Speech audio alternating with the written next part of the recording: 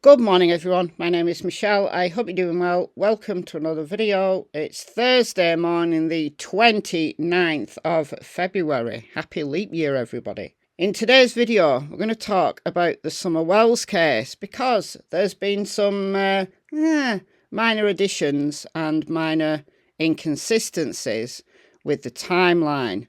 Oh, shock horror, I hear you say. If you've been following the Summer Wells case, yeah, there's inconsistencies all over the timeline. But if you've watched my videos for any length of time, you'll know that I don't like it when inconsistencies are brought in. I don't like it. Doesn't matter who they're from. I don't like it. But this is where we are.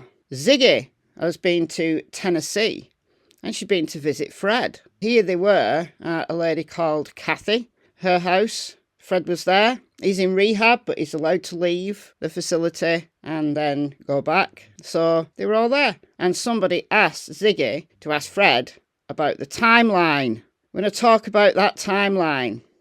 And we're going to show some receipts that there were some inconsistencies here. All right, well, at least it gives me another opportunity to play the Battle of the Beach Creekers theme tune.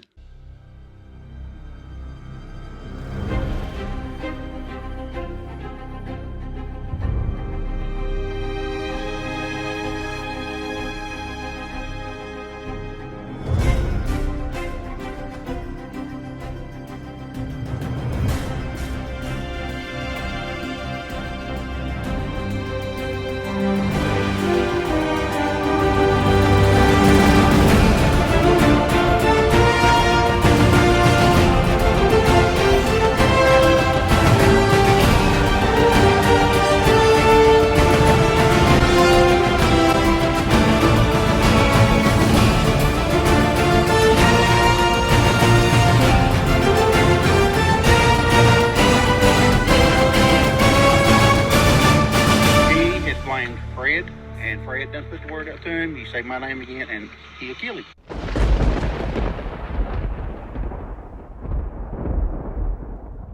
Right, so if you've been following what Fred has been saying about the events of June 15th, 2021 from his perspective, and he's been talking to Ziggy now since December 2021, I think. And yeah, he's told some things that clearly absolutely cannot be true. But then there's other aspects that he's stuck to. He's really stuck to, and he's absolutely adamant. One of these is that he saw Andy Bernard, his cousin, who was then the partner of Jodisue Brown, who is very vocal about everything. I haven't actually checked to see if Jodisue's done a response to this. Dare I check? I don't know. Fred has consistently said that he saw Andy on Ben Hill Road on the afternoon of June 15th, 2021, around 3:30ish in the PM. Now, we do have an exact time from Fred, but Andy, on the other hand, has said that he was at work and he's on camera the whole day. Fred is adamant, absolutely swears down that it was June 15th, not June 14th, as Andy suspects it was. Andy says, yes, I spoke to Fred in the afternoon, but it was the 14th, or maybe it was the 16th, but it definitely wasn't the 15th. Jodisue agrees. Jodisue says, look, I've got the text. Andy was at work. Andy was leaving work at 6:09. The last text between Jodisue and Andy was 6:09 as she was making her way down the driveway, and in the distance she could hear Candice and the boys shouting for Summer, and then she went to join the search.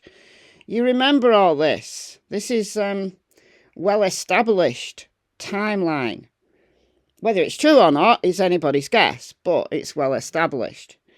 So Fred once again said that he saw Andy on the road. There was actually 3 vehicles. However, one has been ruled out because the girl was visiting Redmond's. So this is what Fred said about that. Where were you when you were loading the vehicle? Which property? I was at 167. Oh, you were loading it on... Yeah, 165, 167, same address. Right. So it was actually, you saw him at 167 or 207?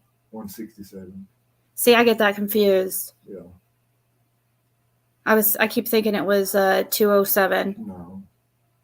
So that's why you didn't see what he was doing back there then. No, I couldn't see him from down That there. makes sense, because you wouldn't have been able to see what him and that truck were doing down there. Because the Mississippi tag come in probably 15 minutes before Andy come in. So there's a truck, dark windows, tinted windows, Yeah. 2 people in it. It was either a blue Chevy or a blue GMC. Probably a 2010 model or something. 2010, dark blue, Single cab, no back seats, 2 people in the front. But I know that gets. It was so blacked out you couldn't see who the people were, and had Mississippi tags. No, the car had Mississippi tags that had the girl in it. Oh, the girl had Mississippi tags. Yeah. See, guys, I get shit. I'm sorry. I don't know what the truck tag was on it. So then he said Andy was coming in at 3:47. He thinks because it's been a while. Listen, in 11 days' time, it will be 1,000 days since Summer disappeared. 1,000 days. Can you believe that? It's been a minute. So if Fred gets the time wrong by a few minutes, then I'm fine with that. But he thinks that a camera caught Andy coming into the holler at 3:47 and leaving at 3:50 something. So was down at the bottom of the holler, right down as far as you can go, so where the Redmond property starts, with another truck. Andy comes in. Okay, so the car came after second. Yeah, and then Andy was last, and then that's when Andy went on to the dead end and come back out, and the truck was following him at the time. Truck was following Andy out of the holler, and that was about 3:47 because that's when he's on camera. Yeah. And But when they come back out, when they come in, it's about 3:47. oh, when they came in, it's 3:47. And then it was about, I don't know, I was trying to think what the timestamps was on it. It's been so long. Yeah. But he was 350 something. So it wasn't 350 something. So he could have been there. He was maybe maximum back there like 10 minutes. Yeah. So that makes sense. Okay, that makes sense. Then why you wouldn't? Too bad you weren't over at 207 to see what they were doing down there. Came out about 10 minutes later. Fred's loading a vehicle at 165, 167, and he's been consistent about that. And then the truck comes out, and then Andy follows. He also says that he sees Andy at Zoomers. Never heard that before. Before I seen Andy at Zoomers like at 5:30. Oh yeah. Oh, how about that? Andy at Zoomers at 5:30 too. He's on camera there too. Same day. I was at Zoomers at 5:30 myself. Andy was on camera at 5:30 at Zoomers on the day Summer went missing. Now here's the problem. Fred has said previous that they went to the scrapyard. So he was loading cars for scrap. Went to the scrapyard.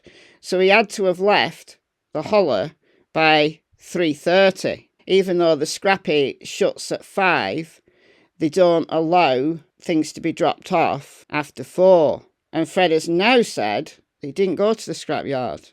He didn't have time. He was too late. And I was still trying to load the vehicle at the time, trying to get it loaded so I could have it at the crusher by 4 o'clock, which I didn't get it loaded. He didn't get to the crusher in time, so that's my bad. I'm the one that has messed that story up a couple times. Laura, when she spoke to Ziggy and she got out of jail, she said that they definitely went to the scrapyard. What were you guys driving that day?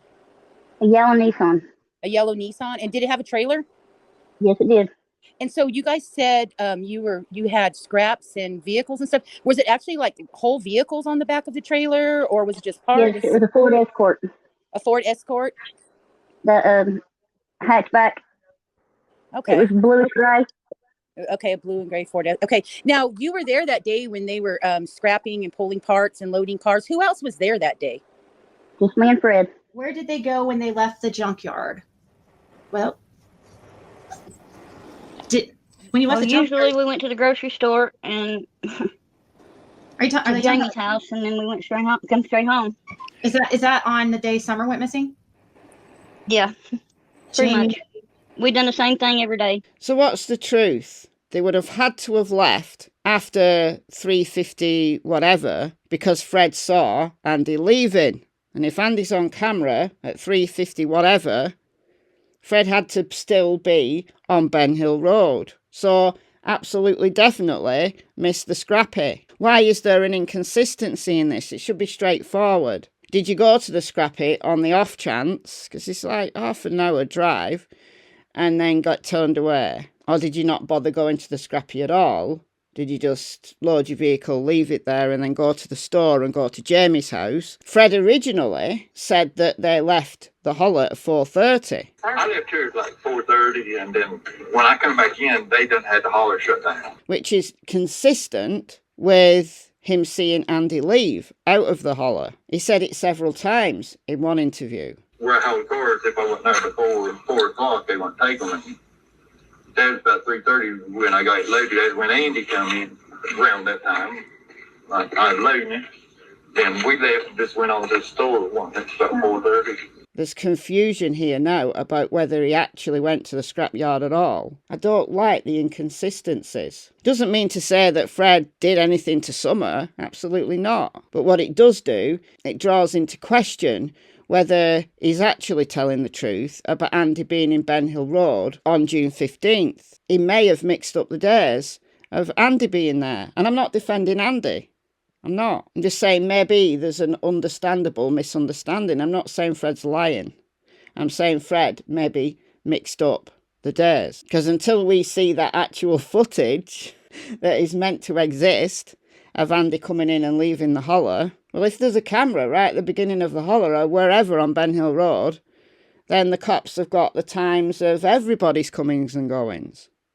And we're here just shooting the breeze, because they have the actual timeline. You know, when Candice left, when Don left, when Don came in. It should all be recorded. Just because we haven't seen it doesn't mean it doesn't exist. Another thing Fred also said is that Andy is also on camera at Fields Road. Fields Road's like, what, a mile and a half down the road south of Ben Hill. Andy's parents have a property there. And he was on camera on Fields Road, so he's so full of shit. Where Jodisue wanted to say something about last night that they put a gate up on across their driveway on Fields Road. Yeah. And they had to climb over the gate to get into the property and all that, but they was on camera and all that. Yeah. So when he had to climb over the fence to get on Fields Road that he just suddenly goes over to the day that Summer goes missing and hadn't even been there for over a year, right? Yeah, over a year, because the gate been up there for a year. Suddenly he wants to go check out Fields Road and check that property for Summer Wells.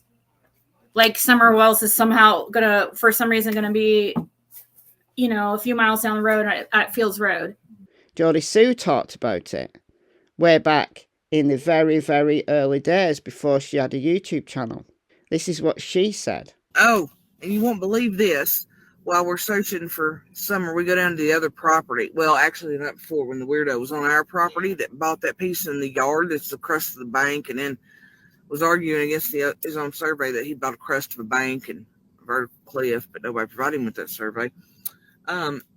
He was sitting on our property, he cut through our lines and stuff, whatever, and he parked his stuff right in the middle of the first 2 no trespassing signs, and had already been told, not, you know, to move, whatever. Anyway, the cops removed him that night.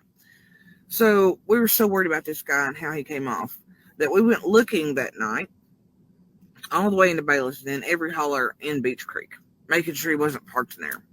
And look, this guy hit me so weird. I was like, you know, So, there's extra there I'll get to in a few months. But anyway, so we go looking at our other properties, right, Evelyn? And get down there, and the guy who purchased yours has now got a gate up over the county road. Not just back where your all's gate is, but over the fucking county road. And as I guess decided he's just going to try to block it off till he can do it long enough to get adverse possession. So I guess we're 2 properties in. She said they were at Fields Road looking for Summer. And then she changed it to, oh no, it was the night before. when they were looking for Jackie Dobbs, who they chased off. Not one person in this case has told a consistent story. Not one person. That bothers me. And for us to shoot the breeze is one thing. But let's just hope that the cops have a timeline that makes sense to them. But is there a camera though? Because the cops have always said that somebody working in the area saw the red Toyota Tacoma, but they couldn't remember exactly what day it was in the Ben Hill Road area. Well, there's a camera on Ben Hill Road. Why don't the cops know exactly when that Tacoma came and went? Or was the Tacoma not on Ben Hill Road itself, just in the general vicinity? It's even confusing based on what the cops have told us, which is precious little. So we're none the wiser. None the wiser. But in 11 days' time, Summer Wells will have been missing for 1,000 days. That is shocking. And we are no further forward than when we started. Let me know what you think in the comments below, and I'll see you in the next video. Bye, guys. Sit. Good boy.